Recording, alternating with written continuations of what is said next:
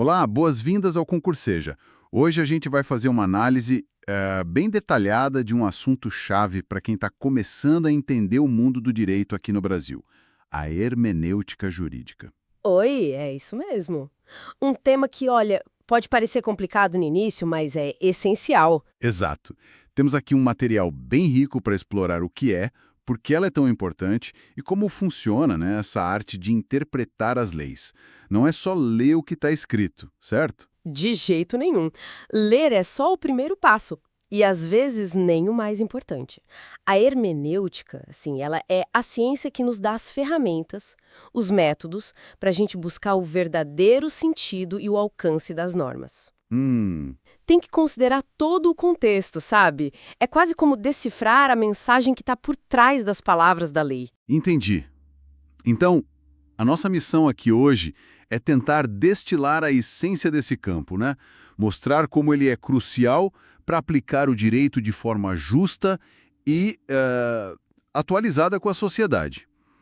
Bom, vamos começar a desempacotar isso.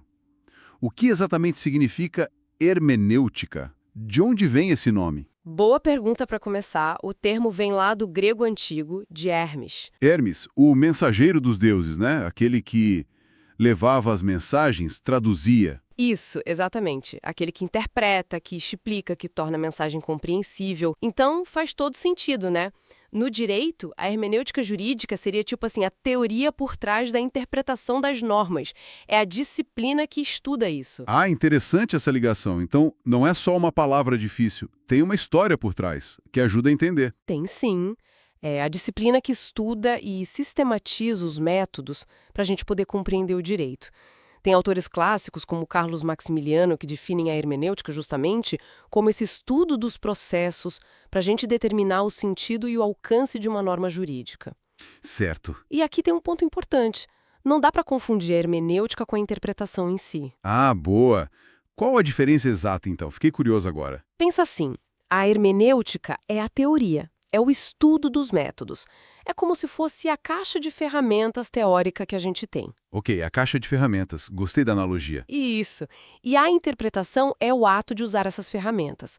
É pegar uma ferramenta específica, um método, e aplicar numa lei, num caso concreto, para entender o que ela significa ali naquela situação. A hermenêutica é a ciência, a interpretação é a arte da aplicação. Perfeito. Acho que ficou bem claro. A teoria e a prática, digamos assim. Exato. E por que a gente precisa tanto dessa caixa de ferramentas? Quer dizer, a lei não deveria ser clara por si só. Bom, aí que tá. A linguagem humana e a linguagem jurídica é uma linguagem humana, né? Ela tem suas limitações. Ela pode ser ambígua, vaga. Uhum. Palavras podem ter mais de um sentido. Exatamente, e tem as lacunas. A lei não consegue prever absolutamente todas as situações da vida real. O mundo muda muito rápido, né? Novas tecnologias, novas relações sociais, a lei nem sempre acompanha no mesmo ritmo. Faz sentido. Então, se a gente fosse aplicar a lei sempre de forma literal, sabe, só lendo o que está escrito, sem usar essas ferramentas da hermenêutica para analisar o contexto, a finalidade, a gente poderia cometer muitas injustiças. Entendi. Teria uma aplicação meio mecânica, né? Isso, uma aplicação cega às vezes. A hermenêutica serve justamente para isso, para fixar um sentido que seja mais adequado para adaptar o direito à realidade social, para preencher essas lacunas, corrigir possíveis falhas do legislador e, no fim das contas, para garantir a justiça e os direitos fundamentais das pessoas. Ok. Ficou clara a importância. Não dá para ser só um leitor passivo da lei. Tem que ter essa análise crítica. E quais são as principais ferramentas, então? Esses métodos que a hermenêutica oferece? O material que a gente viu menciona alguns, né?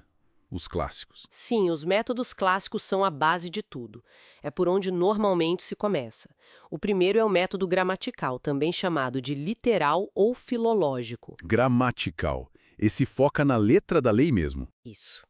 Ele analisa o significado das palavras, a pontuação, a estrutura sintática da frase, como o texto está escrito. É o ponto de partida natural, né? Ver o que as palavras dizem literalmente. Mas olha, quase nunca ele é suficiente sozinho. Imagino que não. A ambiguidade que você mencionou já seria um problema aí. Exatamente. Aí entra outro método muito importante, o sistemático. Sistemático. De sistema, imagino. Perfeito! Ele olha a norma não de forma isolada, mas dentro do conjunto do ordenamento jurídico. Pensa assim, nenhuma lei é uma ilha, sabe? Ela tem que fazer sentido junto com outras leis, com decretos, com regulamentos e, principalmente, ela tem que estar de acordo com a Constituição Federal. A Constituição como topo do sistema. Isso.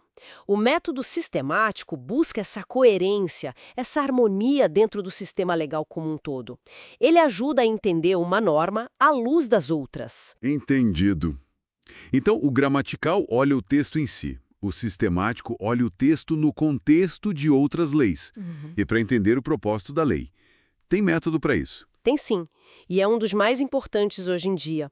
É o método teleológico, que também é chamado de finalístico. Teleológico. Telos do grego significa fim, objetivo, né? Exatamente. Esse método pergunta: qual é a finalidade desta lei? Qual o objetivo social que o legislador queria alcançar quando criou essa norma? O que ela busca proteger ou promover na sociedade? E como se descobre essa finalidade? Bom, às vezes a própria lei dá pistas, na exposição de motivos, por exemplo, mas muitas vezes é uma análise do contexto social, dos problemas que a lei visava resolver. E olha que interessante, a nossa Lei de Introdução às Normas do Direito Brasileiro, a LINDB, lá no artigo 5º, ela diz expressamente que, na aplicação da lei, o juiz atenderá aos fins sociais a que ela se dirige e às exigências do bem comum. Então a própria lei manda olhar para a finalidade. Não é só uma teoria acadêmica. De forma alguma, é um comando legal. O juiz tem que considerar a finalidade social e o bem comum. Isso mostra a força desse método teleológico. Muito bom saber disso.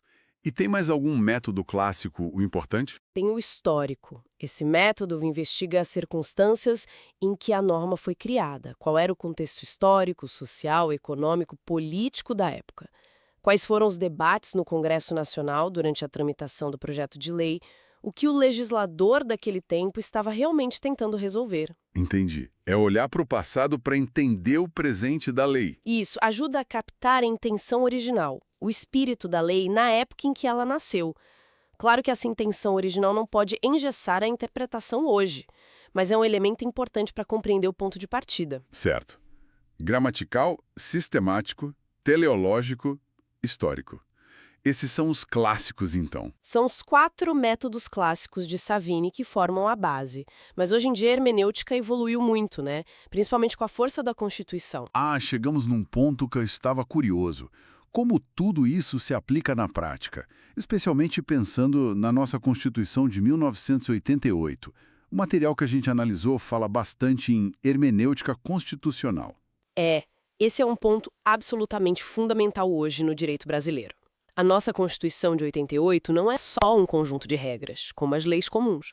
Ela é, antes de tudo, um sistema de princípios e valores. Princípios como dignidade da pessoa humana, igualdade, liberdade. Exatamente. Esses princípios estão no topo do ordenamento jurídico e eles irradiam seus efeitos para todas as outras leis. Então, a interpretação de qualquer lei, seja um código, uma lei específica, o que for, tem que ser feita à luz da Constituição. Ela funciona como um filtro. Um filtro? Como assim? Uma lei só pode ser considerada válida e aplicada se estiver de acordo com os princípios e regras da Constituição. Se uma interpretação da lei levar a um resultado que viole a dignidade humana, por exemplo, essa interpretação tem que ser rejeitada. A interpretação tem que ser sempre conforme a Constituição. Entendi. A Constituição dá a direção, o norte da interpretação. Perfeito. E o Supremo Tribunal Federal, o STF, como guardião da Constituição, usa muito essa abordagem. A hermenêutica constitucional é o dia a dia do STF. Eles não ficam presos só na letra fria da lei. Eles interpretam as normas buscando concretizar os valores constitucionais. Tem algum exemplo prático que ajude a visualizar isso? O material mencionava um caso importante. Sim, um exemplo muito marcante que é sempre citado foi o reconhecimento da união estável para casais homoafetivos. Foi numa decisão do STF, na ADI 4277 e na ADPF 132. Sim. Lembra desse caso? Como a hermenêutica entrou aí? Então, a Constituição, quando fala de família, lá no artigo 226, ela menciona expressamente a união estável entre o homem e a mulher. Se o STF fosse usar só o método literal gramatical, talvez chegasse à conclusão de que a Constituição só protege a união entre homem e mulher. Certo, a leitura literal levaria a isso. Mas o STF fez uma interpretação diferente. Usou uma abordagem sistemática e principalmente teleológica, à luz dos princípios constitucionais fundamentais. Olhou para o princípio da igualdade, o princípio da dignidade da pessoa humana, a proibição de discriminação. Uhum. E aí o Supremo entendeu que o propósito da proteção constitucional, a família e a união estável, era proteger os laços de afeto, de assistência mútua, projetos de vida em comum, e que excluir os casais do mesmo sexo dessa proteção seria uma discriminação inaceitável, que violaria a dignidade e a igualdade deles. Uau! Então, eles não ficaram presos na palavra homem e mulher, mas buscaram o sentido mais profundo da norma constitucional à luz dos princípios. Exatamente. Eles fizeram uma interpretação conforme a Constituição, dando um sentido à expressão entidade familiar que fosse compatível com a igualdade e dignidade de todos, independentemente da orientação sexual.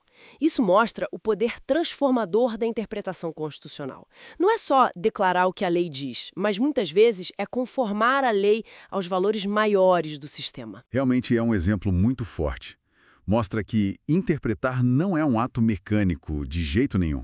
Envolve valores, contexto, finalidade. É uma atividade complexa e de grande responsabilidade. Sem dúvida. E o que tudo isso significa na prática para quem está estudando direito agora ou para quem já atua na área, seja como advogado, juiz, promotor? Olha, significa que dominar a hermenêutica não é um luxo, é uma necessidade absoluta. É o que permite construir argumentos jurídicos que sejam sólidos, bem fundamentados. É o que permite entender por que um juiz ou um tribunal decidiu de um jeito e não de outro. Ajuda a ler as decisões judiciais também, então. Com certeza. E mais importante ainda, é o que permite buscar a justiça no caso concreto. Porque cada caso é único. E aplicar a lei de forma inteligente, considerando todos esses métodos, os princípios constitucionais, é o caminho para tentar alcançar a solução mais justa possível naquela situação específica. E tem a ver com argumentação também, né? Justificar a interpretação escolhida. Totalmente conectado. Interpretar e argumentar são duas faces da mesma moeda no direito. Não basta dizer eu interpreto assim. É preciso justificar por que essa interpretação é a melhor, usando os métodos hermenêuticos, mostrando a coerência com o sistema, a adequação à finalidade da norma, a compatibilidade com a Constituição. Aliás, a própria Constituição, no artigo 93, inciso 9, exige que todas as decisões judiciais sejam fundamentadas. Isso passa necessariamente por uma boa argumentação baseada numa interpretação consistente. Faz todo sentido. A hermenêutica dá as bases para essa fundamentação. Exatamente. Nossa, fascinante. Depois dessa conversa fica muito claro que interpretar não é só descobrir um sentido que já estava lá escondido na lei, esperando para ser encontrado. Não mesmo. Muitas vezes parece ser um processo ativo, né? Quase de construção desse sentido, adaptando o direito às novas realidades sociais, aos desafios que surgem e sempre buscando alinhar com os valores fundamentais da Constituição. É exatamente isso. O direito não é estático, ele é dinâmico, ele pulsa com a sociedade. E a hermenêutica é a chave para permitir que o direito continue relevante, que continue sendo um instrumento de justiça e não um conjunto de regras ultrapassadas. Ela que garante essa conexão do texto da lei com a vida real. Uma ferramenta para manter o direito vivo, então. Perfeito. E fica até uma reflexão, né? Se a interpretação constantemente atualiza e, de certa forma, constrói o sentido do direito, até que ponto o próprio sentido do que a gente entende por justiça também não está em permanente construção através desse diálogo interpretativo. Uau, bela questão para a gente continuar pensando. A interpretação moldando não só o direito, mas a nossa própria concepção de justiça. Muito profundo. É algo para se pensar, com certeza. Bom, esperamos que essa nossa análise aqui no Concurseja tenha sido útil, tenha ajudado a clarear um pouco esse universo da hermenêutica jurídica. Esperamos que sim. É um tema denso, mas fundamental. Com certeza. Agradecemos a audiência e convidamos a continuar acompanhando nossos conteúdos, nossas próximas aulas e os outros cursos aqui do canal Concurseja. Tem sempre muita coisa boa para quem quer aprender direito. Até a próxima! Até a próxima!